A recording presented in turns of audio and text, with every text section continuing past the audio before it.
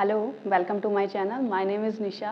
हम लोगों के साथ कई बार कुछ अनएक्सपेक्टेड से चीज़ें हो जाती हैं और बहुत ब्यूटीफुल होती हैं।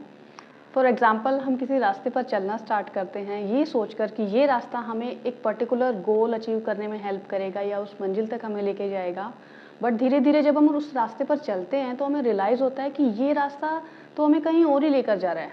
But by the time you realise you start enjoying that path, you start loving that journey और फिर आपको जो एंड रिजल्ट मिलता है दैट इज़ अनएक्सपेक्टेड बट वो बहुत अच्छा होता है। And something like this happen to me also recently.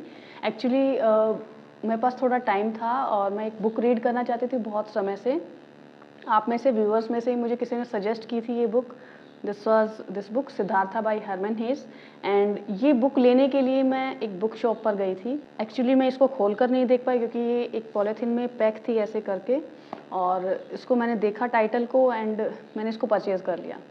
और फिर उसके बाद जैसे मैंने इसको रीड करना स्टार्ट किया then I was surprised and I felt so silly about myself at that moment कि मैं इस बुक को पता है क्या सोच कर लेके आई थी कि मुझे लगा ये बुक जो है ये गौतम बुद्ध की लाइफ से रिलेटेड कुछ कंटेंट इसमें होगा, बट इट्स नॉट दैट। ये एक नॉवल है और इस नॉवल में जो मेन कैरेक्टर है उसका नाम सिद्धार्थ है, उसकी स्टोरी है इसमें।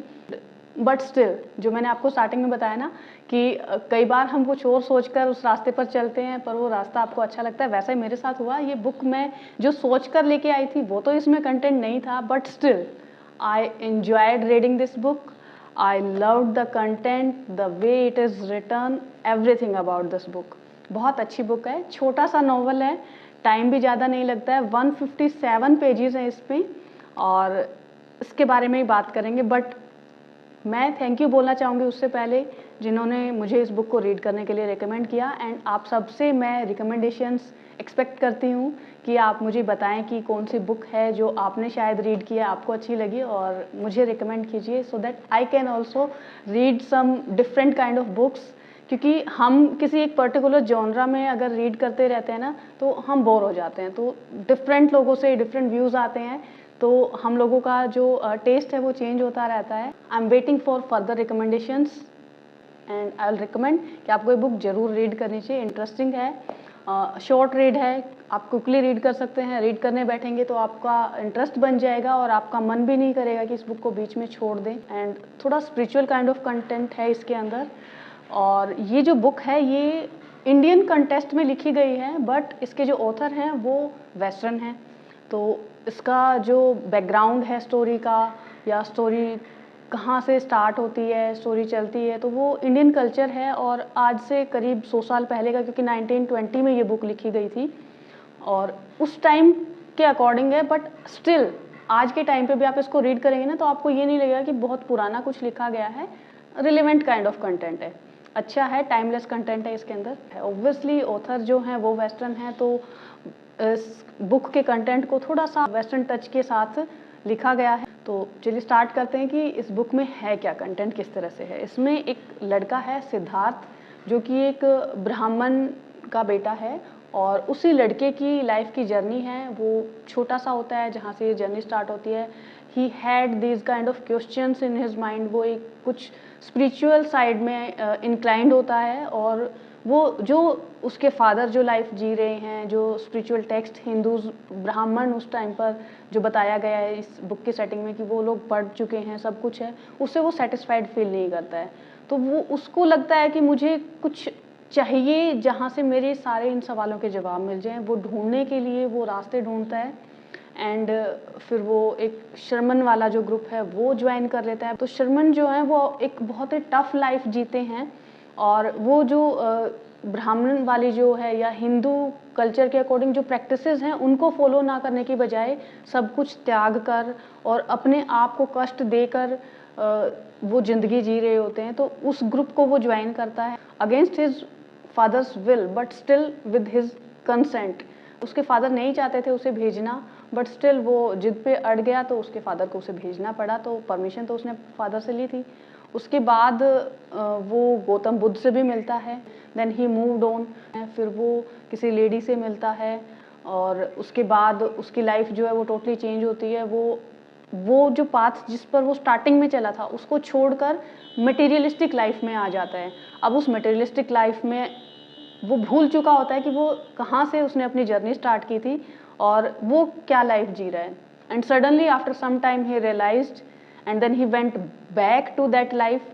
वो अपने क्वेश्चंस और उस सेटिंग में दोबारा जाता है कि मुझे तो वाज समवन वो wanted to know about certain things, मुझे अपनी ईगो को पीछे छोड़ना था। तो वो सब चीज़ों को दोबारा से वो ढूंढने लगता है, अपनी लाइफ को वो चेंज करता है फिर से। And then how he ended up getting all those things and the answer to all those questions, जो उसके माइंड में सारे क्वेश्चंस चल रहे होते थे उन सब का कैसे उसे आंसर मिलता है, all this is given in this book. उसके साथ उसका एक फ्रेंड भी होता है जो स्टार्टिंग में बचपन से उसके साथ होता है एंड रास्ते में वो बिछड़ जाता है, फिर वो कहीं मिलते हैं, फिर कहीं और मिलते हैं, लास्ट में उसके फ्रेंड से उसकी बात होती है, तो वहाँ स्टोरी एंड होती है। बहुत ब्यूटीफुली बुक लिखी गई है। बहुत कुछ मैंने आपको बता दिया है, शायद आपका सस्पेंस खत्म हो जाएगा जो मैंने आपको बताया, क्योंकि I was totally not aware कि what kind of content it has. और इसका मैंने जो फॉरवर्ड था वो भी रीड नहीं किया। I started directly with the chapters और वो सब कुछ रीड करने के बाद लास्ट में मैंने इसका प्रीफेस रीड किया था। तो मेरे लिए ये बुक का जो कंटेंट था वो सरप्राइज़ था, क्योंकि मैंने कोई रिव्यू नहीं देखा था इसका और इसका कंटेंट के बारे में मुझे कुछ आइडिया नहीं था। बट हाँ, ये ज़रूर कहूँगी कि इतना सब कुछ बताने के बाद भी you will love this book. इसको रीड करने में आपको मज़ा आएगा। एक छोटा सा एपिसोड इस बुक में से मैं आपके साथ शेयर करना चाहती हूँ। व्हाट हैपेंड कि उसका जो फ्रेंड था, सिद्धार्थ का एक फ्रेंड था गोविंद नाम का, तो वो गोविंद उसके पास आता है लास्ट में और वो पूछता है कि तुमने क्या रियलाइज़ किया है। तो वहाँ पर वो एक एग्जाम्पल देके उसे समझाता है कि ये जो स्टोन है, एक पत्थर है, इस पत्थर को देखो, ये आज पत्थर है, कुछ समय के बाद, बहुत लंबे समय के बाद ही चाहे ये पत्थर मिट्टी बन जाएगा, फिर उस मिट्टी से कोई जीव बन जाएगा, हो सकता है पेड़ बने, हो सकता है कोई जानवर बने, हो सकता है हम में से जैसा कोई इंसान बन जाए इसमें से। दैट मीन्स कि कोई भी चीज़ जो है आपके अराउंड, चाहे वो लिविंग है या नॉन लिविंग है, उस चीज़ कि आज जो फॉर्म आप देख रहे हैं वो हमेशा वैसी नहीं रहने वाली है। और जैसे उन चीज़ों की फॉर्म चेंज होती है वैसे हमारी भी फॉर्म चेंज होने वाली है, हम भी हमेशा ऐसे नहीं होने वाले हैं। तो जो ये कंटेंट है ये हमें सजेस्ट करता है कि हम लोग चाहे लिविंग बीइंग्स हैं, चाहे नॉन लिविंग थिंग्स हैं हमारे आसपास, हमें सबसे प्यार करना चाहिए।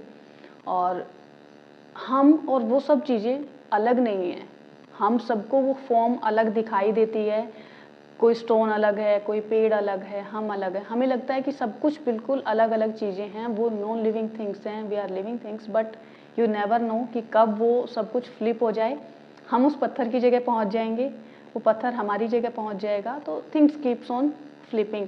तो जो ये यूनिवर्स है, इस यूनिवर्स में जितनी भी चीज़ें हैं वो सब एक दूसरे से इंटरकनेक्टेड हैं, या ये कहीं वो सब एक हैं। बहुत सारी स्पिरिचुअल लर्निंग्स इस बुक से सीखने को आपको मिलेंगी इंटरेस्टिंग वे में। अगर आपने ऑलरेडी इस बुक को रीड किया है then how was your experience with this book.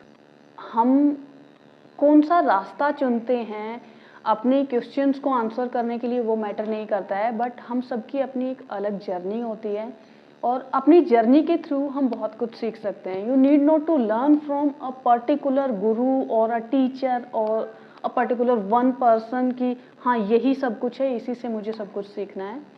अगर आपके अंदर सीखने की इच्छा है, सीखने की चाह है, तो आप आपके आसपास जितने लोग हैं या जितनी चीज़ें हैं, इवन ये जैसे प्लांट्स हैं या पानी है, मतलब अपने आसपास आप कहीं से भी कुछ भी सीख सकते हैं। जब आप एक सीकर होते हैं ना, एक पर्टिकुलर एक गोल आपका होता है, तो आप सिर्फ उस गोल को देख रहे होते हैं, आपको उसके आसपास की और चीज़ें दिखाई नहीं देती हैं, आप इग्नोर करना स्टार्ट कर देते हैं। बट अगर आप ओपननेस के साथ सिर्फ यू लुक एट एवरीथिंग कि व्हाट आर द फाइंडिंग्स, आप चीज़ों को ओपननेस के साथ देखते हैं ना, तो आप बहुत कुछ सीख जाते हैं। आपका पर्टिकुलर गोल नहीं होता कि मुझे ये सीखना है, और आपको हर जगह से कोई ना कोई चीज़ सीखने को मिलती है, हर जगह से कुछ ना कुछ लेसन सीखने को मिलता है। तो दिस इज़ ऑल, मतलब इस तरह की बहुत सारी चीज़ें हैं इस बुक में। अब मैं सब कुछ ही बता दूंगी तो फिर आप रीड क्या करेंगे। तो इस वीडियो को ये मत सोचिए कि आपको बुक को रीड नहीं करना चाहिए, वीडियो देखिए तो इससे इंस्पिरेशन लीजिए और इस बुक को ज़रूर रीड कीजिए, है ना? बहुत अच्छी बुक है। That's it for today's video. We'll meet in next video. Till then, keep reading, keep learning. Bye bye. Take care.